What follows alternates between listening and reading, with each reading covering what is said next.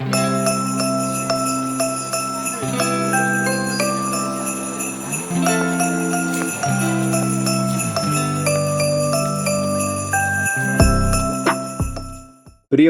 ஆண்டவராகிய இயேசு கிறிஸ்துவின் நாமத்தினாலே உங்கள் யாவரையும் அன்போடு கூட நான் வாழ்த்துகிறேன். ஆண்டவர் கிருபையாய் நமக்கு கொடுத்த இந்த புதிய நாளுக்காக முதலாவது நாம் ஆண்டவருக்கு நன்றி சொல்லுவோம். தேவன் அருளிய சொல்லி முடியாத ஈவுகளுக்காய் ஸ்தோத்திரம். தேவன் அருளிய சொல்லி முடியாத ஈவுகளுக்காய் ஸ்தோத்திரம். அளவில்லாவரின் கிருபைகளுக்காய் ஆயுள் முழுதும் ஸ்தோத்திரம். அளவில்லாவரின் கிருபைகளுக்காய் ஆயுள் முழுதும் ஸ்தோத்திரம். நன்றி சொல்லாமல் இருக்கவே முடியாது பல நன்மை செய்த இயேசுவுக்கு. நன்றி சொல்லாமல் இருக்கவே முடியாது பல நன்மை செய்த இயேசுவுக்கு. நன்றி நன்றி நன்றி என்று சொல்லி நான் துதிப்பேன். நாள்தோறும் போற்றுவேன், நாள்தோறும் போற்றுவேன். இந்த நாளுக்கு இந்த ஆண்டவர் கொடுக்கிற ஒரு வார்த்தை ஆதியாகமம் புஸ்தகம் 26ஆம் அதிகாரம் 12வது வசனம். ஆதியாகமம் 26:12. ஈசாக்கு அந்த தேசத்தில் விதை விதைத்தான். கர்த்தர் அவனை ஆசீர்வதித்ததினால் அந்த வருஷத்தில் 100 மடங்கு பலன் அடைந்தான். இந்த நாளில் ஆண்டவருடைய வார்த்தை சொல்லுகிறது, கர்த்தர் அவனை ஆசீர்வதித்ததினால் அந்த வருஷத்திலே 100 மடங்கு பலன் அடைந்தான். நாம் ஒருவேளை இந்த வருடத்தின் ஆரம்பத்திலே பல எதிர்பார்ப்புகளோடு நாம் இந்த வருடத்துக்குள் நுழைந்திருப்போம். வருடம் முடிய போகிற சூழ்நிலைக்கு வந்துவிட்டோம். எந்த ஒரு மாற்றத்தையும் எந்த ஒரு நன்மையும் பெற்றுக்கொள்ள முடியவில்லை என்று ஒருவேளை ஏங்கிக் கொண்டிருக்கலாம். ஆனால் இன்றைக்கு ஆண்டவர் சொல்லுகிறார், கர்த்தர் அவனை ஆசீர்வதித்ததினால். ஆண்டவர் எந்த சூழ்நிலைமையிலும் நம்மை ஆசீர்வதிக்க ஆயத்தமாயிருக்கிறார். ஈசாக்கு அந்த பஞ்சத்திலே விதை விதைத்தான். ஆபிரகாமின் நாட்களில் இருந்த பஞ்சத்தை போல ஈசாக்கின் நாட்களிலும் ஒரு பஞ்சம் வந்தது. அந்த பஞ்ச நாட்களில் அவன் விதை விதைத்தான். கர்த்தர் அவனை ஆசீர்வதித்தார். பஞ்சத்தை பார்த்து பயந்து அந்நிய தேசத்துக்கு போகலாம் என்று யோசிக்கும் பொழுது கர்த்தர் ஈசாக்கோடு பேசுகிறார், நீ எங்கேயும் போக வேண்டாம், நீ இருக்கிற அதே தேசத்திலே இந்த வறண்ட பூமியிலே நீ விதையை விதை என்று சொன்னார். அவன் வார்த்தைக்கு அப்படியே கீழ்ப்படிந்து விதைத்தான்.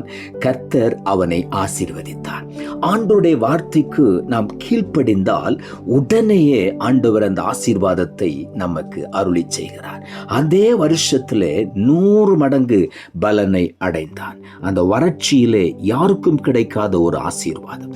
வருடத்தின் கடைசியில் இருக்கிற நமக்கு இந்த நாளிலே ஆண்டவர் சொல்லுகிறார், உன்னை நான் ஆசீர்வதிப்பேன், 100 மடங்கு பலனை நீ பெற்றுக்கொள்வாய் என்று இன்றைக்கு ஒவ்வொருவரை பார்த்து ஆண்டவர் உற்சாகப்படுத்துகிறார். ஆகவே உள்ளத்தின் ஆழத்திலிருந்து ஆண்டவருக்கு நாம் நன்றி சொல்லுவோம். நீதிமொழிகளின் புஸ்தகம் 10ஆம் அதிகாரம் 22ஆம் வசனம் இப்படியாய் சொல்லுகிறது, கர்த்தரின் ஆசீர்வாதமே ஐஸ்வர்யத்தை தரும், அதனோடே அவர் வேதனையை கூட்டார். இந்த நாளில ஆண்டவர் சொல்லுகிறார், கர்த்தரின் ஆசீர்வாதம் மட்டும்தான் நம்முடைய வாழ்க்கையில ஐஸ்வர்யத்தை கொண்டு வரும். நாம ஐஸ்வர்யத்தை தேடி ஆசீர்வாதத்தை தேடி ஓடும் பொழுது அது அநேக நேரங்களிலே வேதனையை கொடுக்கிறது, பல துன்பங்களை நெருக்கங்களை கொண்டு வருகிறது. ஆனால் நாம் பொறுமையோடு காத்திருந்து கர்த்தருடைய ஆசீர்வாதத்தை பெற்றுக்கொள்ளும் பொழுது அந்த ஆசீர்வாதம் நம்முடைய வாழ்க்கையில் ஐஸ்வர்யத்தை கொடுக்கும். அதனுடைய ஒருபோதும் ஆண்டவர் வேதனையை கூட்டவே மாட்டார்.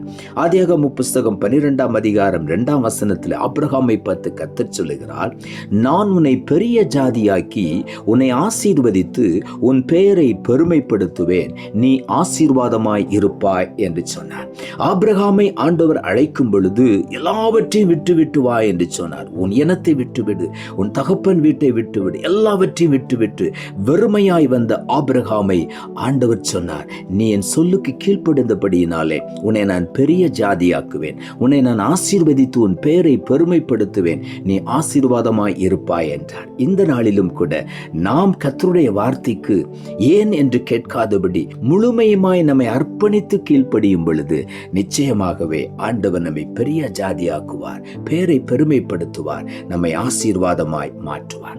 ஆதியாகமம் புத்தகம் 32:26 சொல்லுகிறது, அவர் நான் போகட்டும் பொழுது விடுகிறது என்றார். அதற்கு அவன், நீர் என்னை ஆசீர்வதித்தால் ஒழிய உம்மை போக விடேன் என்று சொன்னான். இங்கே யாக்கோபை குறித்து வேதத்திலே சொல்லப்பட்டிருக்கிறது. யாக்கோபு பிந்தி தனித்திருந்தான் என்று அதுக்கு முந்தின வசனங்கள் சொல்லுகிறது. எப்படியாவது ஆண்டவருடைய ஆசீர்வாதத்தை பெற்றுக்கொள்ள வேண்டும் என்று தனித்து தேவ சமூகத்திலே போராடினான். அந்த இரவு முழுவதும் போராடி ஆண்டவரிடத்திலே கேட்டான், ஆண்டவரே என்னை ஆசீர்வதியும். ஆண்டவர் கேட்டார், உன் பெயர் என்ன? அவன் சொன்னான், நான் இன்னும் யாக்கோபாகவே இருக்கிறேன். ஆண்டவர் அன்றைக்கு ராத்திரி முடிந்து விடிந்து வருகிற நேரத்திலே அவனை ஆசீர்வதித்தார். அவர் விடாப்பிடியாய் கேட்டான், ஆண்டவரே என்னை ஆசீர்வதித்தால் வெளிய உம்மை நான் போக விடமாட்டேன் என்றான். அந்த வைராக்கியத்தோடு விடாப்பிடியாய் கேட்டவுடனே கர்த்தருடைய பெயரை கேட்டார். அவன் உண்மையாய் தன்னுடைய பெயரை சொன்னான். ஆண்டவர் உடனே சொன்னார், நான் உன்னை ஆசீர்வதிக்கிறேன். இனி உன் பெயர் யாக்கோப் அல்ல, இஸ்ரவேல். நீ தேவனுடைய பிள்ளை என்கிற உரிமையை அவனுக்கு தந்தேன் என்று ஆண்டவர் அன்றைக்கு யாக்கோபை ஆசீர்வதித்தார். இந்த நாளிலும் கூட நம்மையும் அப்படியே ஆண்டவர் ஆசீர்வதிக்க போகிறார். அவருடைய ஆசீர்வாதம் தான் நம்முடைய வாழ்க்கையில் ஐஸ்வர்யத்தை கொண்டு வரும். அவர் ஒருபோது வேதனையை கூட்ட மாட்டார். அவர் ஆசீர்வதிக்கும் பொழுது அந்த வருஷத்திலேயே, இந்த வருஷத்தின் கடைசியிலே கர்த்தர் நமக்கு 100 மடங்கு பலனை கொடுக்கிறார். உபாகமம் புஸ்தகம் 15:6 சொல்லுகிறது, உன் தேவனாகிய கர்த்தர் உனக்கு சொன்னபடி உன்னை ஆசீர்வதிப்பதினால் நீ அநேக ஜாதிகளுக்கு கடன் கொடுப்பாய், நீயோ கடன் வாங்குவதில்லை. நீ அநேக ஜாதிகளை ஆளுவாய், அவர்கள் ஆளுவதில்லை என்று இங்கே எழுதப்பட்டிருக்கிறது. ஆண்டவராகிய கர்த்தர் நம்ம ஒவ்வொருவருக்கும் சொன்னதை அப்படியே நிறைவேற்றுவார். இங்கே ஆண்டவருடைய வார்த்தை சொல்லுகிறது, உன் தேவனாகிய கர்த்தர் உனக்கு சொன்னபடி உன்னை ஆசீர்வதிப்பதினால். ஆண்டவருடைய ஆசீர்வாதம் நமக்கு மேல வரும் பொழுது நாம் அநேகருக்கு உதவியாயிருப்போம். நீ அநேக ஜாதிகளுக்கு கடன் கொடுப்பாய், ஆனால் நீயோ கடன் வாங்குவதில்லை. நீ இன்னொரு இடத்துல கையேந்துவதில்லை, ஆனால் உன்னுடைய கரங்களை நீட்டி மற்றவர்களுக்கு நீ உதவி செய்கிற கரங்களாய் உன்னுடைய கரங்களை நான் மாற்றுவேன். நீ அநேக ஜாதிகளுக்கு கடன் கொடுப்பாய், நீ அநேக ஜாதிகளை ஆளுவாய், அவர்கள் உன்னை ஆளுவதில்லை. இந்த ஆசீர்வாதத்தை தான் இந்த வருடத்தின் கடைசி பகுதியிலே ஆண்டவர் நமக்கு வாக்கு கொடுக்கிறார். ஒருவேளை சூழ்நிலைகள் வறண்டு போயிருக்கலாம், ஒரு ஆசீர்வாதத்துக்குரிய எந்த வாய்ப்பும் வழிகளும் இல்லாமல் இருக்கலாம். ஆனால் கர்த்தர் சொல்லுகிறார், அந்த இடத்துல நீ பிரயாசப்படும் பொழுது உன்னை நான் ஆசீர்வதிப்பேன். நீ எனக்காய் காத்திருக்கும் பொழுது உன்னை நான் ஆசீர்வதிப்பேன். ஆண்டவர் சொல்லுகிறார், 100 மடங்கல்ல 1000 மடங்கு உன்னை ஆசீர்வதிப்பேன். என் சொல்லுக்கு நீ கீழ்ப்படியும் பொழுது, என் வார்த்தைக்கு நீ அப்படியே ஒப்பு கொடுக்கும் பொழுது உன்னை இன்றைக்கு முழுமையுமாய் நான் ஆசீர்வதிப்பேன். 100 மடங்கு ஆசீர்வாதத்தை உனக்கு நான் தருவேன் என்று வாக்கு பண்ணுகிறார். ஆகவே உள்ளத்தின் ஆழத்திலிருந்து ஆண்டவருக்கு நான் நன்றி சொல்லுவோம். நாம் ஜெபிப்போம். அன்புள்ள ஆண்டவரை, கிருபையா நீர் கொடுத்த இந்த புதிய நாளுக்காய் மறுபடியும் நமக்கு நன்றி செலுத்துகிறோம். ஆண்டவர் கொடுத்த ஜீவனுள்ள வார்த்தைக்காக நன்றி. ஈசாக்கு அந்த தேசத்தில் விதை விதைத்தான். கர்த்தர் அவனை ஆசீர்வதித்ததினால் அந்த வருஷத்தில் 100 மடங்கு பலன் அடைந்தான் என்ற வார்த்தையை கொடுத்தேன். வசனத்தை கேட்டுக்கொண்டிருக்கிற ஒவ்வொருடைய வாழ்க்கையிலும் இன்றைக்கு அந்த 100 மடங்கு பலனை, 1000 மடங்கு நன்மைகளை ஒவ்வொருவரும் பெற்று அனுபவிக்க நீர் உதவி செய்யும். வார்த்தைக்கு அப்படியே கீழ்ப்படிந்து பொறுமையாய் காத்திருந்து முழுமையான நன்மைகளையும் ஆசீர்வாதங்களையும் சுதந்திரித்துக் கொள்ள நீர் உதவி செய்யும். அப்படி செய்கிறபடியினால் உமக்கு நன்றி தாழ்த்துகிறோம்.